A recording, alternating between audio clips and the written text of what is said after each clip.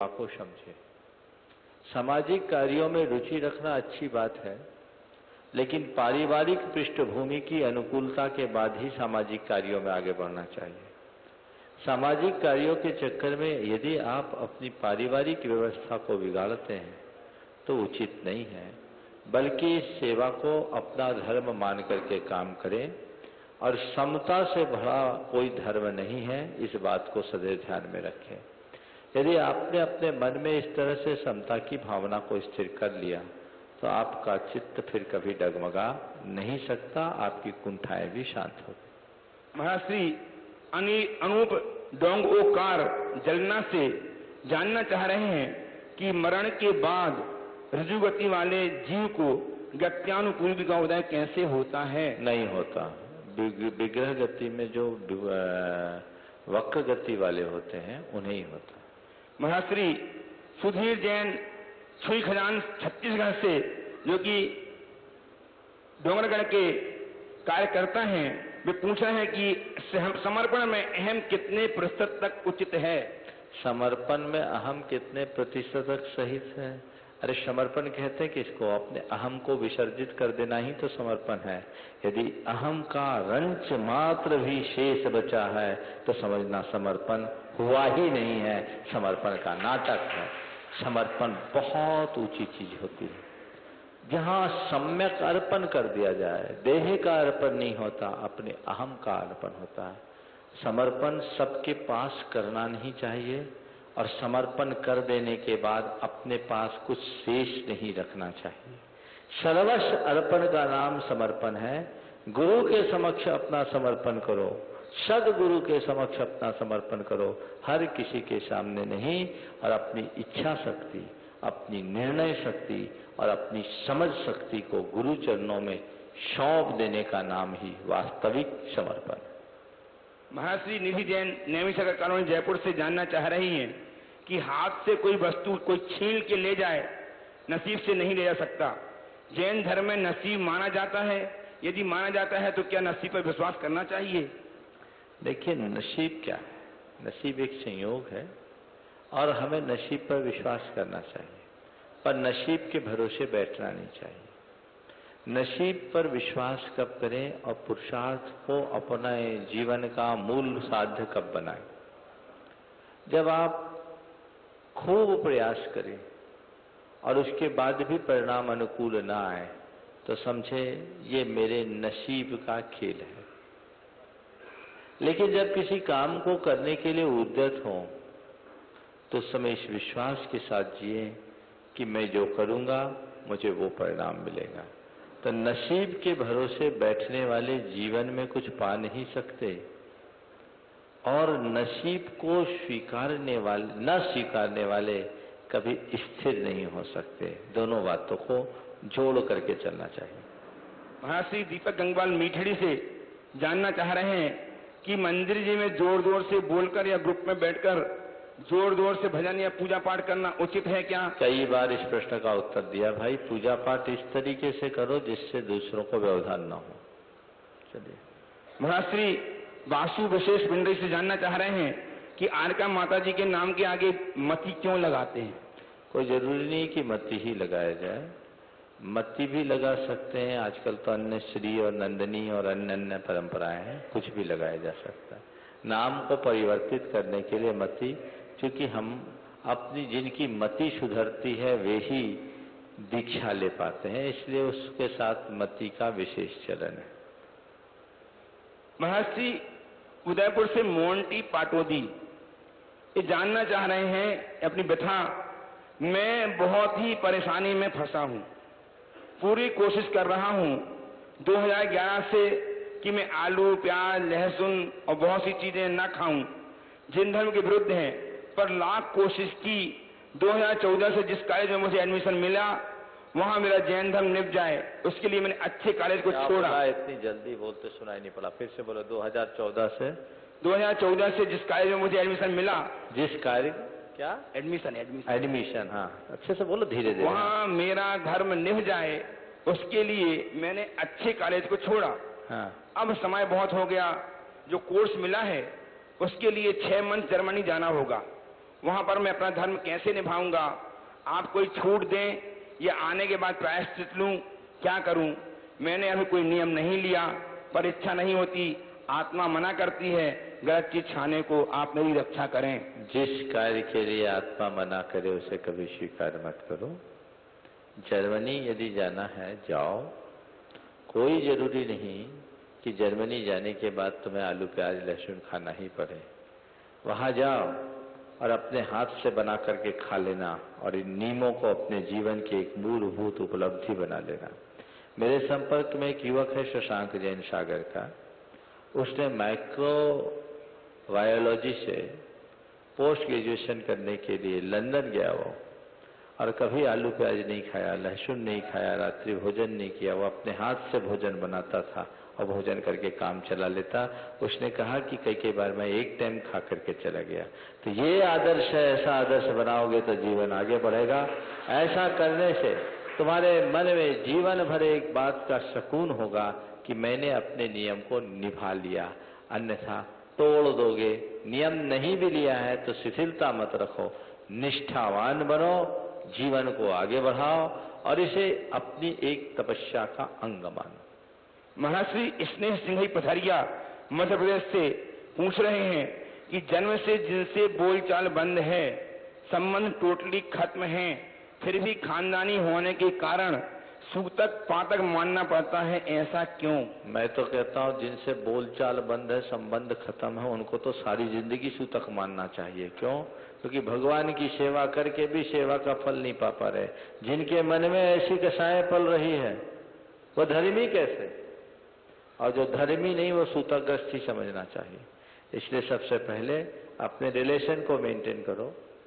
बोलचाल बंद है उसे चालू करो। भले आप बोलचाल मत करो, लेकिन मन में जो गांठ बंधी उसको खोलो। ये ऑपरेशन किए बिना जीवन सुदृढ़ नहीं होगा। इसलिए अपने जीवन को सुधारना चाहते हैं, संवारना चाहते हैं तो इसका अवश्य ध्यान रखें। महर्षि पीसी जैन सागर से जानना चाह रहे हैं, क्या सभी तीर्थंकर बालक 8 वर्ष के बाद नियम से अमृत धारण करते हैं? ऐसा लिखा है आपके उत्तर पुराण में कि 8 वर्ष के होते ही उनके 8 कषायों का अभाव हो जाता है। इस कारण उनका जीवन संयमी हो जाता है। महर्षि बन्ना टोंगिया उज्जैन से जानना चाह रही हैं, उपवास करने में, घर का काम काज करने में क्या दोष लगता है? और उपवास कर रहे हैं तो ये तो आरंभ कर रहे हैं। कायदे से तो उपवास के दिन कुछ भी घर गृहस्थी का काम नहीं करना चाहिए। लेकिन एक दिन मैंने ऐसा कहा तो एक बहन जी ने कहा, महाराज अगर हम ऐसा नहीं करेंगे तो पूरे घर भर का उपवास हो जाएगा। तो मैं तो ऐसा अक्सर कहता हूँ पुरुषों को कि हमारे समाज में महिलाओं के उपवास करने की प्रवृत्ति बहुत है, पुरुष उपवास नहीं करते। तो तुम लोग इतना ही सपोर्ट करो कि तुम उपवास करो। जिस दिन तुम्हारा उपवास है उस दिन घर गृहस्थी के कार्यों से छुट्टी, हम किचन संभाल लेंगे। रूखा सूखा आड़ा टेढ़ा जैसा बनाने में आ जाएंगे, उसका फल मिलेगा। पत्नी के उपवास का एक हिस्सा तुम्हारे कोटे में जाएगा और उससे कहो तुम जी भर कर उपवास करो, पारना हम कराएंगे। देखिए जीवन में कितनी मधुरता आती है। महर्षि विनोद कुमार जैन जयपुर से पूछ रहे हैं कि महाराज जी यदि नौकरी पर हस्ताक्षर करके महाराज जी की सेवा में जाएं तो क्या पाप है? नौकरी में हस्ताक्षर कर दिया यानी है तो रिकॉर्ड में गवर्नमेंट की ड्यूटी में, पर आए हैं महाराज के पास, ये वैधानिक दृष्टि से ठीक नहीं। महर्षि अक्षय पाटनी जयपुर से जानना चाह रहे हैं कि जैन धर्म में आत्मा और मन को भिन्न बताए गए हैं। मैं यह जानना चाहता हूं कि आत्मा जीव किस चीज या वस्तु से बनी है एवं मन अतीन्द्रिय इंद्रिय कही गई है। ऐसे में आत्मा को चलाती आत्मा मन को चलाती है या मन आत्मा को? और चेतन और चेतना इनमें से किसे कहा? आत्मा मन क्या है इसे समझिए। आत्मा तो हमारा स्वरूप है, किसी चीज से बना नहीं है, ये हमारा स्वाभाविक स्वरूप है। बिना हम जो है वो आत्मा है। हमारे भीतर की जो चेतना है वो हम आत्मा है और हम वही रूप हैं जो केवल ज्ञान दर्शन स्वरूप है, अमूर्त है। ये हमारी चेतना है। अनादिकाल से कर्म के बंधन से बद्ध होने के कारण हमारी आत्मा संसार में देहाश्रित दिखाई पड़ती है, कर्म संयुक्त दिखाई पड़ती है। और इस देहाश्रित आत्मा को संसार दशा में जानने के अनेक साधन हैं। एक इंद्री और दूसरा मन। इंद्रियां हमें स्पष्टतया दिखाई पड़ती है, लेकिन मन दिखता नहीं। इसलिए मन को अतीन्द्रिय नहीं, ईशत इंद्री या अनिंद्रिय कहते हैं। तो मन जिसके माध्यम से संसार में हम विशेष रूप से कुछ जानते हैं, सोचते हैं, वो मन है। लेकिन ये मन आत्मा नहीं है, आत्मा के जानने का एक साधन है। तो आत्मा मन के माध्यम से जानता है। इसे आप दूसरे तरीके से कहें तो इस उदाहरण से कह सकते हैं, जैसे एक बड़ा भवन है, उसमें खिड़कियां हैं और खिड़कियां को खोलकर हम बाहर देखते हैं। तो ये समझ लो, खिड़कियों को खोल करके बाहर देखना ये हमारी इंद्रिय और मन का काम है। खिड़कियों से जो झांकता है वो आत्मा है, और जिनके माध्यम से झांक कर देखते हैं वो मन और इंद्रिय। महाराज श्री मध्य प्रदेश के छपारा सिवनी से श्रीमान अशोक कुमार जी स्नेता जैन जानना चाह रहे हैं कि महाराज श्री हमारे नगर छपारा के बड़े बाबा की वेदी दुनिया की सर्वश्रेष्ठ वेदियों में शुमार है। पूरी वेदी चांदी से बनाई गई है। उस वेदी में भगवान की छवि भी कई गुना बढ़ गई है। महाराज श्री, मैं यह जानना चाहता हूं कि अति भव्य वेदी में विराजमान प्रभु की अर्चना का फल भी क्या अधिक होता है? देखो, मेरी दृष्टि बिल्कुल भिन्न है। ये आप सब भाग्यशाली हैं और ये बड़ा प्रशंसनीय कार्य किया है छपारा की समाज में। छपारा समाज को मैं जानता हूँ, छोटी सी समाज है, लेकिन बड़ी उदारता से उनने बड़े बाबा की जो वेदी बनाई है बहुत भव्य बनाई है, और ये शायद चांदी की इकलौती वेदी होगी। लेकिन जहाँ तक आपने पूछा है कि भव्य वेदी बनाने से भगवान की भव्यता बढ़ जाती है, मैं इससे सहमत नहीं हूँ। बाहर की वेदी की भव्यता से तुम्हारे भीतर की भव्यता प्रकट नहीं होगी। मन की वेदी को भव्य बनाओ, तुम खुद भगवान बन करके उसमें विराज जाओगे। तब आपने बाहर की वेदी को तो सुधार लिया है, मन की वेदी को भी सुधारो। अगर तुम्हारे मन में यह अहंकार हो गया कि मैंने इतनी भव्य वेदी बनाई है, ऐसी वेदी कहीं नहीं, तो वेदी का गुणगान होगा, तुम्हारे भीतर का कोई परिवर्तन नहीं होगा। तब कोशिश करो कि जैसे हमने बाहर भगवान को भव्य वेदी में बनाया है, वैसे ही अपने मन में भी एक अच्छी वेदी बनाऊं, ताकि उस पर भगवान विराजमान हो सके, अपने भीतर के प्रभु को जगा सके। तो मन की वेदी को निर्मल बनाने का मतलब क्या? अपने चित्त को कषायों से, विकारों से मुक्त करने की कोशिश करें। अपनी वृत्ति और प्रवृत्ति को यथासंभव संयत बनाए। महाराज श्री, पुणे से आकांक्षा जैन बहुत दुखी मन से कह रही हैं कि गुरुदर्शन की इच्छा बहुत रहती है, गुरुदर्शन की इच्छा बहुत रहती है, लेकिन जा नहीं पाती, तो बहुत बुरा लगता है। कई बार बहुत रो भी लेती हूँ। महाराज श्री, हमारे कौन से पाप कर्म का उदय है कि हमें गुरुदर्शन नहीं मिल पाते, और ऐसा हम क्या करें जिससे हमें जल्दी ही गुरु के दर्शन मिलें? जब गुरु दर्शन की प्रबल आकांक्षा हो और गुरु दर्शन न कर पाओ, आंखें बंद करके गुरु को याद कर लो, भाव वंदना कर लो, गुरु के दर्शन भी हो जाएंगे, आशीर्वाद भी मिल जाएगा। हाँ। अब ऑनलाइन के बाद इस समय विराजमान बहुत से भव्यात्मा पद यात्रा के माध्यम से महाराज श्री के संग संग चल करके पद यात्रा भी कर रहे हैं, विहार भी कर रहे हैं। उनमें बहुत सी शंकाओं को लेकर के आप सब विराजमान हैं। आप में से मैं श्रीमती सुशीला जी पाटनी किशनगढ़, जो श्राविका श्रेष्ठ हैं, उन्हें मैं आमंत्रित कर रहा हूं, वे आए और अपनी शंका प्रस्तुत करके समाधान पाएं। आइए। साथी तैयार रहेंगी सुंदर देवी अजमेरा किशनगढ़ से, और तैयार रहेंगे राजकुमार जी काला अड़कसर, कमल कुमार जी काला अड़कसर। सब लाइन से इस तरफ आ जाएं जिनके नाम ले रहा हूं। हाँ। नमोस्तु महाराज श्री, मेरी शंका है कि आचार्य विद्यासागर जी महाराज का 50वां, आपके गुरुजी भी है, हमारे सबके ही हैं, तो उनका 50वां दीक्षा समारोह आ रहा है। तो महाराज श्री, हम सोच रहे हैं कि राजस्थान में मने तो बहुत सबको आनंद आएगा। तो इसके लिए हम लोग हमको क्या करना चाहिए? तो आप कुछ आशीर्वाद दीजिए हमारा। देखिए, आपने जो आपका बात कही सानिध्य है, भी हो, ये सब गुरुओं का सानिध्य जो हो। बात आपने कही है बिल्कुल बहुत अच्छी कही है, और ये देश भर की जैन समाज के लिए परम सौभाग्य का उदय होगा। सबसे ज्यादा सौभाग्यशाली क्षण होगा जब हम सब परम पूज्य गुरुदेव के 50वीं मुनि दीक्षा के क्षणों की साक्षी बनेंगे। ये अपने आप में अद्भुत होगा।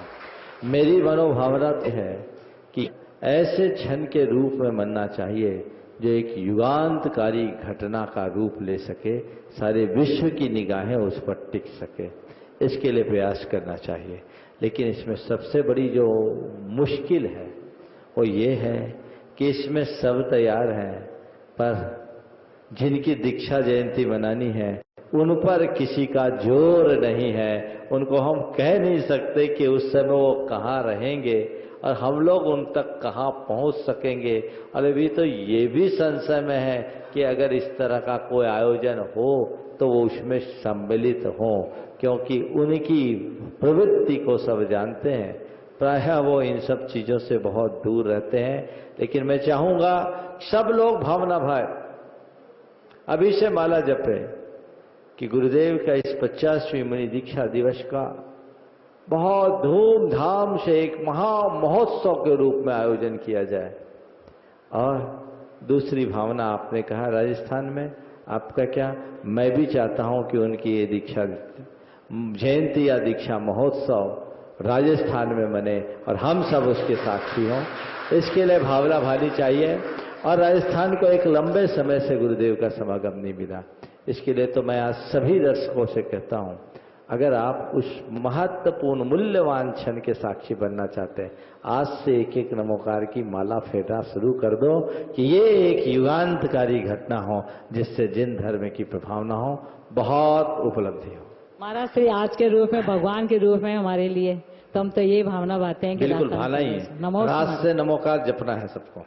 आइए श्रीमती नमो सुंदर देवी जी अजमेरा किशनगंज से, और तैयार रहेंगे राजकुमार जी, कमल कुमार जी, भागचंद जी, श्रीमती वाणी काला। बोलिए। नमस्ते महाराज जी, नमस्ते महाराज। महाराज मेरी शंका ये है कि मैंने 1996 में सुधासागर जी महाराज की पीछी ली थी, उसको खराब होने लग गई, उसका क्या समाधान? देखो, पिच्छी जो भी लेते हैं, पिच्छी को व्यवस्थित रखना चाहिए। समय समय पर उसे धूप निकाल देना चाहिए और उसके जो पंख झड़ जाएं उन्हें जल में प्रवाहित कर देना चाहिए। हर चीज है, हर चीज की एक आयु होती है। अगर पिच्छी बहुत ज्यादा जीर्ण शीर्ण हो गई है तो उसे विसर्जित करना चाहिए और भगवान से प्रार्थना करना चाहिए, हे भगवान 15-20 वर्ष पहले मैंने पुरानी पिच्छी ली, अब मेरी योग्यता ऐसी बढ़ जाए कि मेरे हाथ में नई पिच्छी आ जाए, जीवन धन हो। नमस्ते महाराज। राजकुमार जी काला। नमस्ते महाराज। नमस्ते महाराज जी, मेरा ये प्रश्न है कि जैसे अपने भगवान के कलश का कोई नहीं समय है ना कोई सीमा है, जो भी आता है भगवान को उठाता है और कलश चढ़ने लग जाता है। तो मेरा एक ये आपसे सुझाव है या आपसे वंदना है। आपकी बात को मैं बीच में काट नहीं, रहा। एक सेकंड सुन लो, ये प्रश्न रोज आता है। नहीं, इसके बाद में थोड़ा आगे का बोलो। इसके अंदर मैं ये कहना चाहता हूँ कि कलश करने के बजाय अगर आपके हिसाब से मंदिर के कपड़े पहन ले और वो भगवान के चरण छू करके अपना आराम काम नहीं कर सकता, समझ गया। जैसे हम आपके चरण छू के आनंद लेते हैं। देखिए, ये समाज सुधरने वाली नहीं है। ये प्राय हर तीसरे चौथे दिन घूम फिर के ये प्रश्न आ जाता है। हमारे समाज में कतिपय लोग हैं जो अपनी लीक नहीं बदलना चाहते। उनका सोच कुछ इस तरह का है कि भगवान के ऊपर जल धार देने मात्र से ही मेरा कल्याण हो। कोई भी क्रिया जब तक विधि विधान से नहीं करो तो उसका सही लाभ नहीं मिलता। अभिषेक बड़ी मांगलिक क्रिया है और इसे अभिषेक नहीं, अभिषेक महोत्सव के रूप में होना चाहिए। होना तो ये चाहिए कि हम एक निश्चित समय में भगवान का अभिषेक करें। सभी मंदिरों में ऐसी व्यवस्था बना लेनी चाहिए।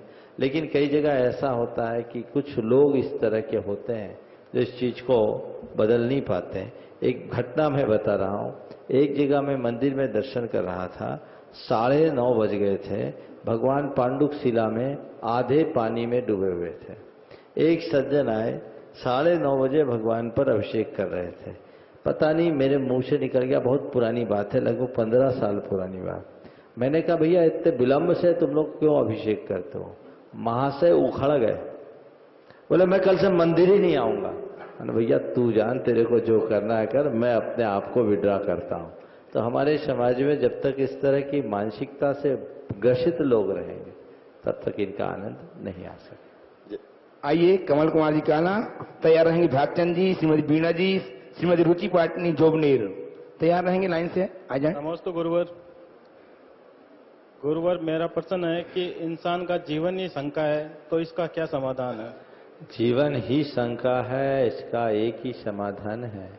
आपने पूछा जीवन ही शंका है, नहीं, जीवन में शंका है। जीवन में शंका और समाधान एक ही है, जीवन को, मर्म को समझना और उसे आत्मसात करना। नमस्ते गुरु। आइए भागचंद जी काला अड़क्सर और तैयार रहेंगी बीणा जी। नमस्ते महाराज। मेरा प्रश्न यह है महाराज कि 24 तीर्थंकर जो है सब समान ही है, उनमें छोटे बड़े होते हैं। 24 तीर्थंकर हाँ, सब समान ही है या छोटे बड़े कैटेगरी होते तीर्थंकर तो तीर्थंकर होते हैं, गुणों में कोई अंतर नहीं। देखो आप, दीप होता है ना, दीप, 100 दीपक रखो, अलग अलग दिखते हैं, कोई सोने का, कोई चांदी का, कोई पीतल का, कोई मिट्टी का, दीप अलग अलग भी हो सकते हैं। तो फिर मूल ना, लेकिन सुनो बात, आपका प्रश्न हो गया, मैं उत्तर दे रहा हूं, उत्तर सुनो। अनेक दीप हैं, सोने के, चांदी के, मिट्टी के, पीतल के, अन्य धातु के, दीप अलग अलग है। दीपों को देखोगे तो अलग अलग दिखेंगे, लेकिन उनकी ज्योति को देखोगे तो उनमें कोई भिन्नता दिखती क्या? नहीं दिखती ना।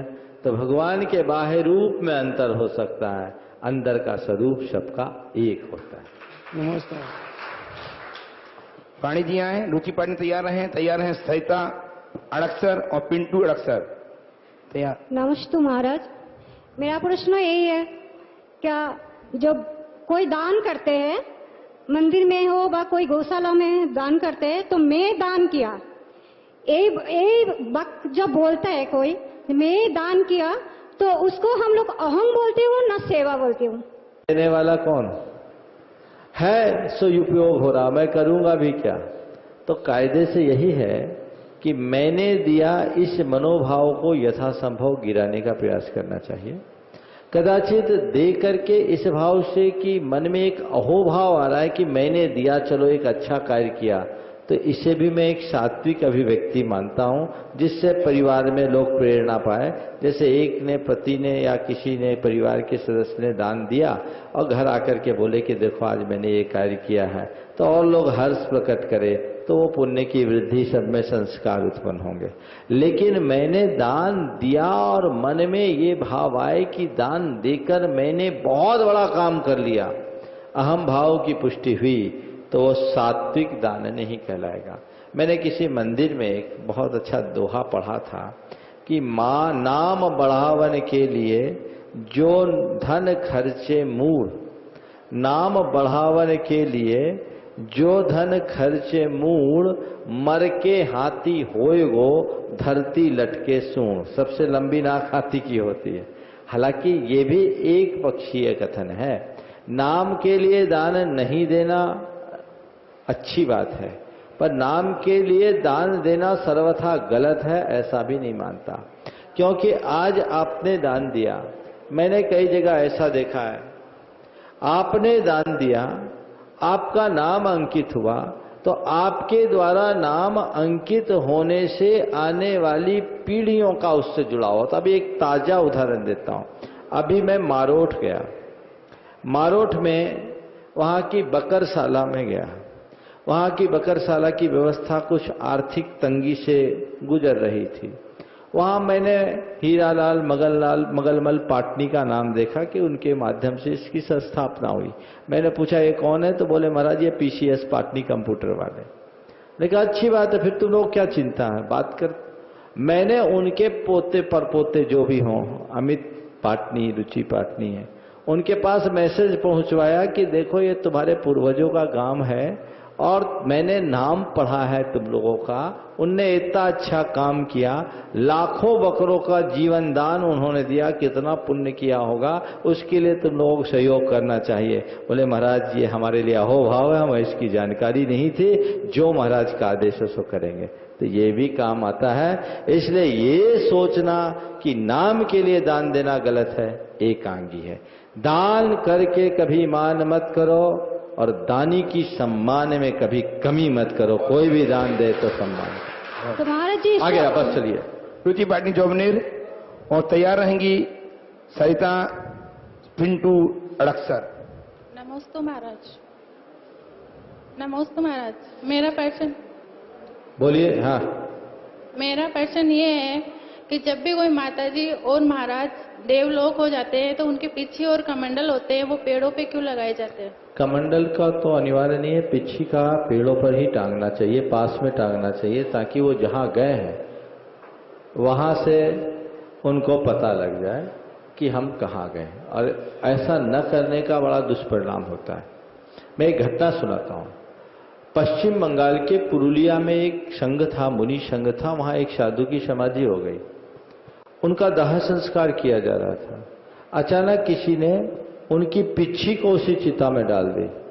आधी चिता जली थी। जैसी पिच्छी को चिता में डाली, वो पूरा एक दंगा हो गया, बवाल पैदा हो गया और उस चिता को अध बीच में उठाना पड़ा।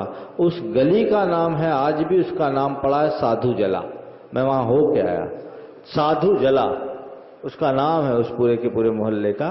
तो ऐसा काम कभी नहीं करना चाहिए। आइए। नमस्ते महाराज। मरण कितने प्रकार के होते हैं? मरण 5 प्रकार के होते हैं। ये सब प्रतियोगिताओं के प्रश्न मत पूछिए। चलिए आगे आइए। श्रीमती समता जैन, श्रीमती रीना जैन, श्रीमती सपना जैन अड़क्सर आ जाएं। नमस्ते महाराज जी। और बोलो। 3-4 मेरा नाम ये बोलो।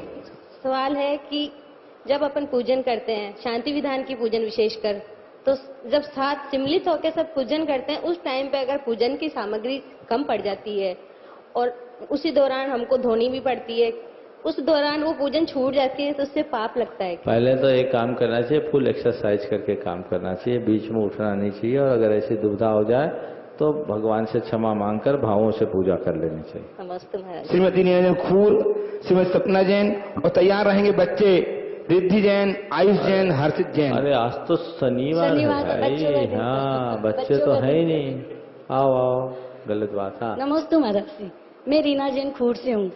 मेरा शंका ये है कि जब हमारे घर की बेटियां ससुराल चली जाती है, फिर वो पियर आती है डिलीवरी कराने के लिए, उस दौरान हमें भी उनका सुराग लगता है या ससुराल वालों को ही लगता है? नहीं, पीहर वाले को अगर घर में डिलीवरी हुई तो 1 दिन का लगता है, नहीं तो नहीं लगता। नमस्ते महाराज। श्रीमती सपना जैन अड़क्सर, और तैयार रहेंगे रिद्धि, आयुष, हर्षित। सब बच्चे लाइन से आ जाओ, जिसको लाइन से जाओ। नमस्ते महाराज। शुभ बंद कर्म का घात। पहले याद कर लो। चलो बच्चों को दो। महाराज जी दूसरा क्वेश्चन। हाँ बोलो। प्रज्ञा और प्रज्ञात से दोनों में विरोध है, फिर भी एक साथ है, ऐसा क्यों? प्रज्ञा और अज्ञान बोलो, प्रज्ञान नहीं। हाँ, प्रज्ञा और अज्ञान ये है। प्रज्ञा यानी ज्ञान की उत्कृष्टता होने पर भी ज्ञान का गुमान न होना, और अज्ञान यानी जीवन भर केवल ज्ञान जब तक नहीं है तब तक सब अज्ञानी है। इसलिए दोनों साथ हो जाते हैं। कुमारी रिद्धि जैन। अब नाम मत बोलो, फटाफट आ जाओ। हाँ। नमोस्तु महाराज श्री। मेरा प्रश्न ये है कि जो लड़कियां होती है वो शादी से पहले तो पीहर की होती है और शादी के बाद वो पराई हो जाती है। ससुराल वाले उसको पराई जाई बोलते हैं और पीहर वाले पराया धन बोलते हैं। महाराज श्री ऐसा क्यों? उसको देहरी का दीपक माना जाता है और उसे कहा जाता उभय कुल विवर्धनी, जो भीतर भी प्रकाश फैलाता है और बाहर भी प्रकाश फैलाता है। ये सौभाग्य लड़कियों को मिला। सुपुत्र केवल एक कुल का दीपक होता है और कन्या को उभय कुल विवर्धनी कहा गया है। इसलिए कन्या को क्या समझना चाहिए, ससुराल जाए तो ससुराल की हो जाना चाहिए और मायके आए तो मायके की बन जाना चाहिए। ससुराल में मायके को याद नहीं करना चाहिए और मायके में ससुराल को याद नहीं करना चाहिए। जीवन संतुलित हो जाए। विराजित सभी धर्मबंधुओं, परम पूज्य महाश्री खून से विहार कर अभी मूंदवाड़ा में आए हैं। आचार्य भक्ति के बाद आपके लिए वो मूंदवाड़ा का प्रथम भाग से शंकर संधान कार्यक्रम का संपूर्ण हो चुका था। दूसरे भाग का कार्यक्रम बस प्रारंभ होने वाला है। आप अपनी शंकाओं को महाश्री के समक्ष प्रस्तुत करके समाधान प्राप्त कर सकते हैं। ये दूसरा भाग हम प्रारंभ करने जा रहे हैं। उसके पहले एक सूचना कि कल मुनिसंघ की आचार्या दुजोट ग्राम में होगी और 11 तारीख की सुबह, सोमवार की सुबह प्रातःकाल बेला में धर्मनगरी सीकर में महाश्री का सत्संग मंगल प्रवेश होगा। आप सब उसमें अपनी उपस्थिति प्रदान करके आप सब मुनिसंघ की आगवानी करके अपने जीवन को धन्य करने का अवसर प्राप्त कर सकते हैं। अवसर आपके समक्ष है, आप धर्म आराधना करके धर्म लाभ अवश्य है।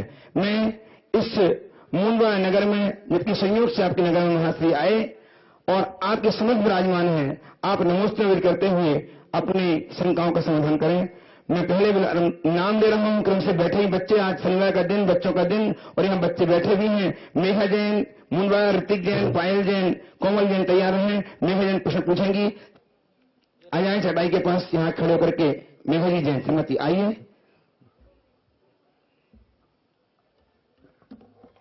तैयार रहेंगे ऋतिक, पायल, कोमल। पूछे। नमस्ते महाराज जी, मेरा नाम मेघा जैन है। मैं आप पूछना चाहती हूँ कि हम अगर किसी कारणवश पूजन नहीं कर सकते और पूजन सामग्री के लिए हम मंदिर में दान दे तो वो सही है? देखिए, मंदिर में पूजन करना तो पूजन है ही। मंदिर में पूजा के उपकरण देना, पूजा की सामग्री देना, प्रातिहार्य देना, भगवान को विराजमान करना, मंदिर की पूजा व्यवस्था आदि के लिए दान देना, जिन मंदिर का निर्माण करना और जिन प्रतिमा विराजमान करना, ये सब नित्य पूजा के अंतर्गत आते हैं। तो यदि कोशिश करें हम खुद पूजा करें प्रत्यक्ष और किसी कारणवश न कर सके तो जो भी पूजा के निमित्त अपना द्रव्य लगा सके जरूर लगाए। ऋतिक जैन, पायल, कोमल। नमस्ते महाराज जी, मेरा प्रश्न यह है कि लोग कहते हैं कि हमें भगवान की तरफ पीठ करके नहीं बैठना चाहिए, ये कहाँ तक उचित है? 2 दिन पहले ही मैंने कहा, पीठ दिखाने का मतलब होता है या तो विरोध करना या भाग जाना। हम भगवान का विरोध नहीं करते हैं और भगवान को कभी भगवान के दूर नहीं जाना चाहते हैं। भगवान के साथ हमेशा रहना चाहते हैं। हम भगवान के पीछे चलने वाले हैं, भगवान के आगे नहीं। इस भाव से भगवान को कभी पीठ नहीं दिखाना चाहिए। नमस्ते महाराज जी। पायल, कोमल। नमस्ते महाराज जी, मेरा प्रश्न ये है कि कई बार देखा जाता है छोटी सी बात पे एक बड़ा इश्यू बना देते हैं, राय का पहाड़ बना देते हैं उस बात को। ऐसे में वो लोग झगड़ने लगते हैं, लड़ने लगते हैं और बात नहीं करते। ऐसे में हम लोगों को क्या करना चाहिए? ऐसे लोगों से अपना दिमाग नहीं लगाना चाहिए। एक कहावत है बुंदेलखंड में, ज्ञानी से ज्ञानी मिले 2-2 बातें होए और मूर्ख से मूर्ख मिले 2-2 लातें होए। आप बात किससे कर रहे हैं? सामने वाले का स्टेटस क्या है?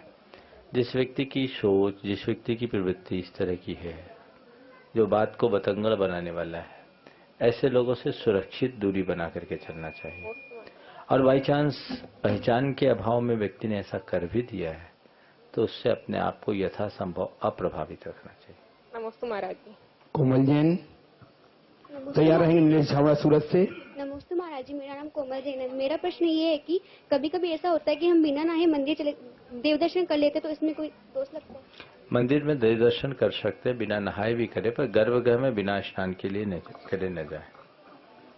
नीलेश जी छावड़ा, वर्षा जी छावड़ा सूरत से और अंश का संयम तैयार रहेंगे। नमस्ते गुरुदेव, मैं सूरत से आया हूँ। अभी हमारे 3-4 दिनों से एक शंका चल रही है वहाँ पर। शंका ये है कि मुमुक्ष शास्त्री जो पंडित जी हैं, उनसे दिगंबर, अपने आदिनाथ दिगंबर जैन मंदिर है, उसके नीचे भवन है, तो वो वहाँ पर शिविर लगाना चाहते हैं, तो ये उचित होगा या अनुचित होगा? देखिए, हमें देव शास्त्र गुरु हमारे मूल आराध्य हैं। अब मंदिर में जो भी धर्म के नाम पर प्रभावना हो वो सच्चे देव शास्त्र गुरु की होनी चाहिए। जो एक स्वतंत्र मत है, उसे स्वतंत्र मत के रूप में स्वीकारना चाहिए। वो हमारे मूलभूत दिगंबर आमनाई के अनुकूल नहीं है, इसलिए इस बात को बहुत अच्छे से समझना चाहिए। धन्यवाद। वर्षा जी छावड़ा तैयार रहेंगे। अंशिका जी संयम, प्राची, महावीर जैन को छोड़। नमस्ते महाराज जी, मेरी ये शंका है कि हाँ बोलिए जल्दी। मेरी ये शंका है कि घर में जो फोटो रहती है उसके सामने अपन आरती कर सकते हैं? नहीं कर सकते। नहीं कर सकते। नमस्ते। आइए जल्दी आइए। अंशिका जी, अंशिका, संयम, प्राची। हो गए, बार बार नाम मत लो। जो एक बार बोल दिया जल्दी आओ, उठ के जल्दी आओ। बच्चों आओ, जल्दी बोलो, आ जाओ, अपना अपना नाम बोलो, प्रश्न पूछो, आओ जल्दी आओ। नमस्ते महाराज जी, मेरा नाम अंशिका जैन है। मैं सिक्कर से आई हूँ। मेरा प्रश्न है कि 24 कितनी होती है? 24 ऐसे तो एक होती है, पर भूत भविष्य वर्तमान की मिला लो तो 3 होती है, और 5 भरत और 5 ऐरावत को मिला लो तो 30 होती है। चलो जल्दी, चलो सही, हम जल्दी से है प्रश्न? हाँ बोलो। मेरा प्रश्न क्या? नहीं है, चलो तमाशा नहीं बनाओ। प्राची जैन हो गया, अब चलो जो महावीर जैन कोछूर। हाँ, जिनके प्रश्न हैं वही आएंगे, जिनके प्रश्न नहीं है नमस्ते वो नहीं महाराज जी। आएंगे। हाँ, मैं महावीर जैन कोचौर सीकर से। मेरी शंका यह है कि आजकल पुरानी पीढ़ी और नई पीढ़ी में जनरेशन गैप के कारण से बहुत से डिफरेंसेस होते हैं, तो इसमें पुरानी पीढ़ी को कहां तक एडजस्टमेंट करना चाहिए? देखिए, एक प्रसंग सुनाता हूं। नई और पुरानी पीढ़ी के प्रति क्या दृष्टिकोण होना चाहिए, पुरानी पीढ़ी का नई पीढ़ी के प्रति क्या दृष्टिकोण होना चाहिए। बूढ़े ने युवक से कहा, तुम क्या जानो, मैं 40 वर्ष से सभा का प्रधान हूं। ओह, इतना बड़ा अनुभव मैं तुम्हें सौंप दूं, ये मुझसे नहीं हो सकता। पक्के पीले पत्ते ने उगते कोपल से कहा, पके पीले पत्ते ने उगती कोपल से कहा, बहन यहां आराम से रहो, खिलो और खेलो, मैं नीचे की हरी घास में विश्राम करूंगा। पके पीले पत्ते ने उगती कोपल से कहा, बहन आराम से रहो, खिलो और खेलो, मैं नीचे की हरी घास में विश्राम करूंगा। युवक आस्तीन ताने कड़वी निगाहों से वृद्ध को घूर रहा था और कोपल प्यार की निगाहों से नीचे की ओर गिरते और उड़ते हुए पत्र को निहार रही थी। बूढ़े के रजत केशों में उसके बीती सांसों की संख्या लिखी है। ध्यान से सुनना, बूढ़े के रजत केशों में उसकी बीती सांसों की संख्या लिखी है, और पर्ण की पीतिमा में उसकी बीती संध्याओं का इतिहास। जीवन को ठीक किसने जाना। आज बहुत दिन बाद याद है। बहुत बढ़िया राजा। रवीना जैन मुंडवाड़ा और सम्यक जैन मुंडवाड़ा। नमस्ते महाराज जी, मैं रवीना जैन मुंडवाड़ा से। मेरा क्वेश्चन ये है कि नित्य पूजा किस समय होनी चाहिए? नित्य पूजा प्रातः काल होना चाहिए, दिन में होना चाहिए, और रात्रि में पूजन नहीं होना चाहिए। सम्यक जैन तैयार रहेंगी। चंदा देवी जैन, सुलोचना देवी जैन कोठूर। नमस्ते महाराज, मेरा नाम सम्यक जैन है, मैं मुंडवाड़ा से आया हूँ। मेरा प्रश्न यह है कि बोलो। मेरा प्रश्न सम्यक दर्शन कैसे प्राप्त होता है? सम्यक दर्शन प्राप्त करने के लिए हमें खूब देव शास्त्र गुरु का समागम प्राप्त करना चाहिए, शास्त्र का स्वाध्याय करना चाहिए, गुरुओं के सानिध्य में रहना चाहिए, आत्मा की भावना भानी चाहिए। नमस्ते महाराज। चंदा देवी जैन। चलिए जो है सामने जल्दी आइए, पूछो बेटे पूछो, बच्ची को दे दो। हाँ नमस्ते महाराज, मेरा नाम प्राची है, मैं मुंडवाड़ा से आई हूँ। मेरा प्रश्न यह है कि अगर छोटे से गलती होती है तो मम्मी पापा मारते हैं, अगर बड़ों से गलती हो तो उन्हें कौन मारे? कल बोला ही, कल भी ये बात आई थी, ये बड़ी शिकायत है। छोटों से गलती हो तो बड़े डांटते हैं, बड़ों से मारते हैं, और बड़ों से गलती हो तो कौन होगा। ध्यान रखना, बड़े गलती करते हैं ना तो वो जिंदगी में मार खाते हैं, और छोटे गलती करते हैं वो केवल माँ बाप से मार खाते हैं। ध्यान सुनना, माँ बाप से मार खाया हुआ जीव मजबूत बनता है, और जिंदगी में मार खाया हुआ जीव टूट जाता है। समझ गए? इसलिए अगर बच्चों को बड़े मारे, हालांकि मारना नहीं चाहिए, बच्चों को आंख का लिहाज सिखाना चाहिए, ऐसे संस्कार देने चाहिए कि नजर देखते ही बच्चे अपना स्टेप चेंज कर दें। पर बच्चों को यदि माँ बाप किसी कारणवश मारते भी हैं तो बच्चों को ये सोचना चाहिए कि मेरे माँ बाप हमें परेशान करने के लिए नहीं मार रहे हैं, हमारी गलतियों को दूर करने के लिए मार रहे हैं। नींबू को देखा है तुमने? नींबू नींबू जानती है, नींबू, लेमन, उसको उससे रस कब निकलता है? जब उसको निचोड़ते हैं। बिना निचोड़े रस निकलता है क्या? नहीं निकलता है ना। घड़ा बनते देखा है कहीं? घड़ा को जब बनाना होता है ना तो कुम्हार क्या करता है, घड़ा को धीरे धीरे धीरे धीरे पीटता है।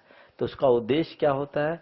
घड़े को पीटने का नहीं होता, बल्कि मिट्टी को सही आकार को देने का होता है। अगर घड़े को नहीं पीटे तो घड़ा, मिट्टी को ना पीटे तो घड़ा बनेगा क्या?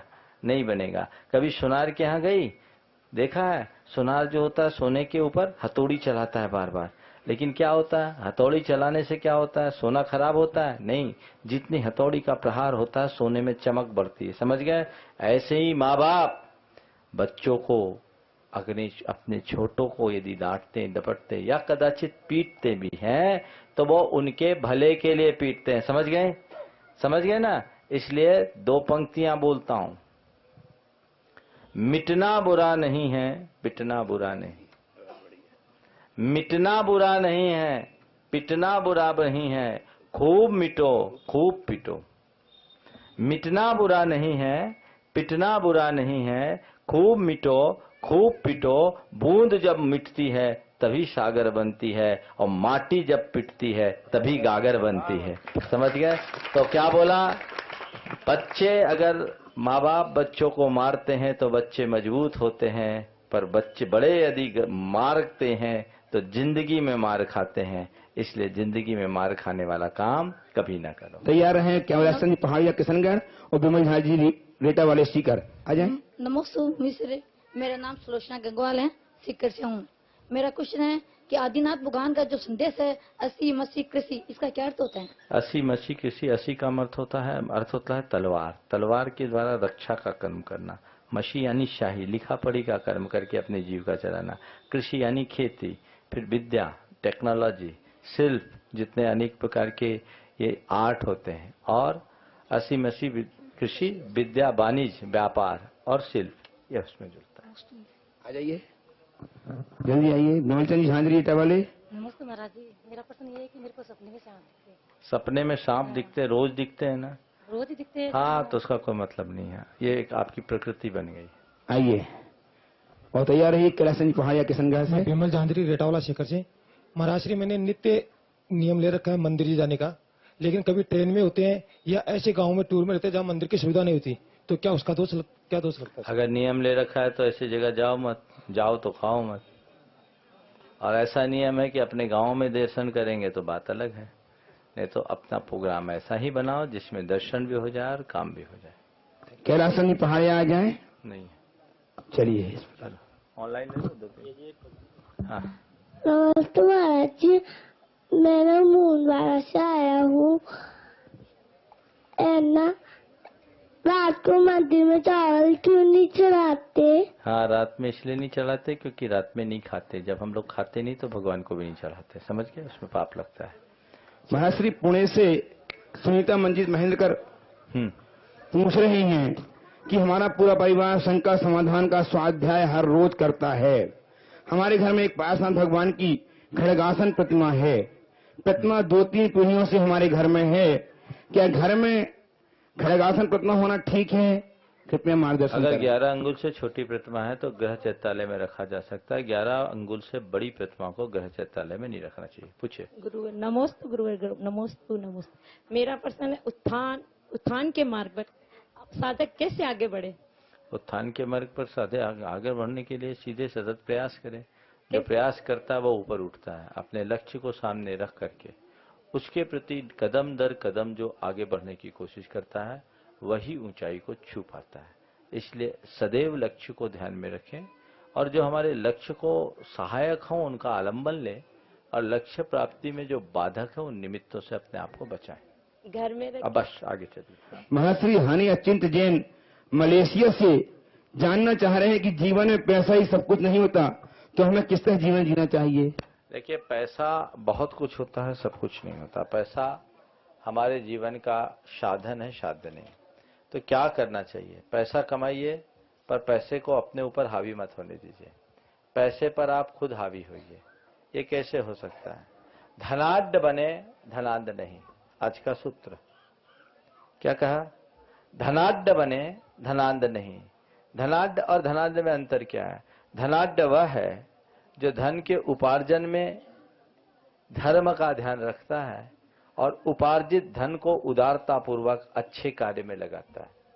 तो जो धनवान होने के साथ उदार हो धनाढ्य है। और धनाढ्य वह है जो येन केन प्रकारे न पैसा कमाता हो, जिसके पैसे के पीछे और कुछ न हो, जिसकी सर्वोच्च प्राथमिकता केवल पैसे कमाने की हो।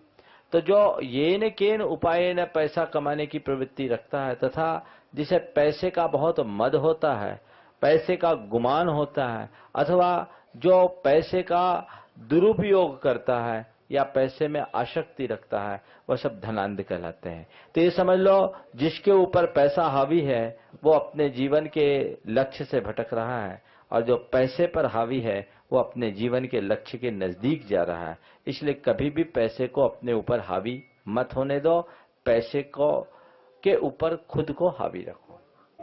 नमोस्तु महाराज जी, मैं मुंडवाड़ा से हूँ। मेरा प्रश्न यह है कि आप हमारे आसपास के लोग, पड़ोसी, क्लासमेट और भी कोई आपको दिगंबर संत देखकर हंसते हैं, आप उनकी निंदा करते हैं,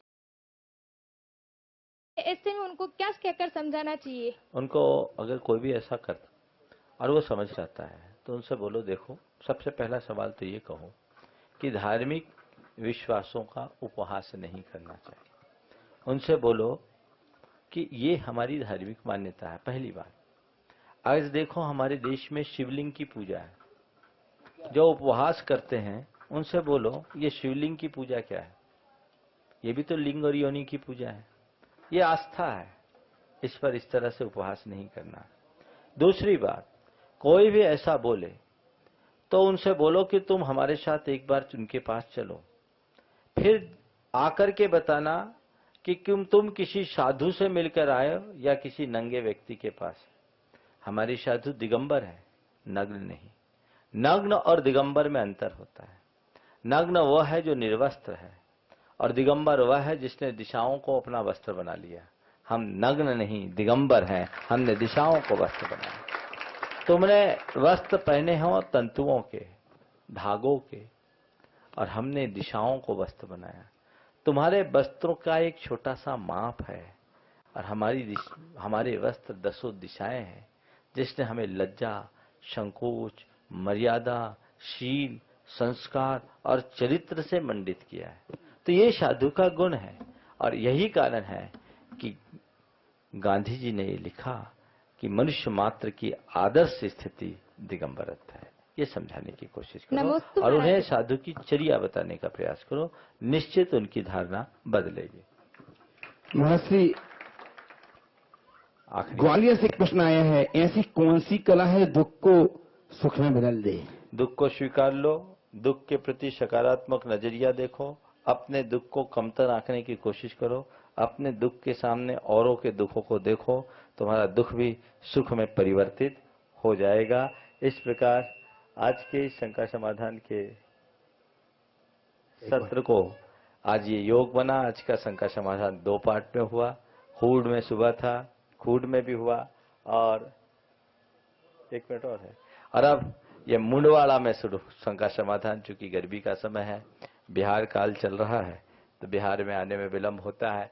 लोगों की भावना थी कि महाराज दोनों तरफ शंका समाधान होना चाहिए। आज 2 पार्ट में दोनों को पूरा लाभ मिला है। सभी लोग ऐसे ही लाभ लेते रहें और अपने जीवन की धारा को बदलें। यही इसी भावना के साथ मैं यहीं पर विराम लेता हूं। बोलिए परम पूज्य आचार्य गुरुवर श्री विद्यासागर जी महाराज की जय। परम पूज्य प्रमाण सागर जी महाराज की, परम पूज्य विराट सागर जी महाराज की।